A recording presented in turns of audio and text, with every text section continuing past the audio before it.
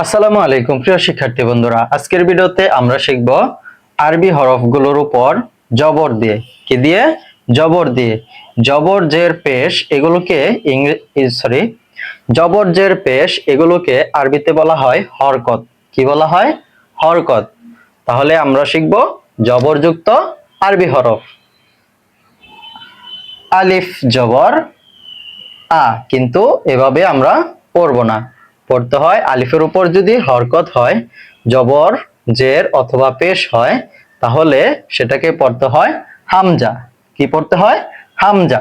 হামজা জবর আ, বা জবর বা, তা জবর তা, সা জবর সা, জিম জবর যা, হা জবর হা, খ জবর খ, দাল জবর দা, জাল জবর জা, র জবর র, জা জবর জা, সিন জবর সা, শিন জবর সা, সাদ জবর স, দাদ জবর দ, ত জবর ত, জ জবর জ, আইন জবর আ, গইন জবর গ, গইন জবর গ, ফা জবর ফা, ফা জবর ফা, কফ জবর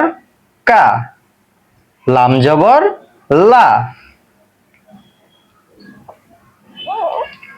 কফ জবর ক, কাফ জবর কা, লাম জবর লা, মিম জবর মা, নুন জবর না, ওয়াও জবর ওয়া, হা জবর হা, হা জবর হা, হামজা জবর আ, ইয়া জবর ইয়া, তারপর লাম আলিফ জবর লা। যদি লামের বা কোনো হরফের বাম পাশে যদি আলিফ থাকে, তাহলে তার পূর্বের হরফ এক আলিফ টেনে পড়তে হয়। লাম আলিফ জবর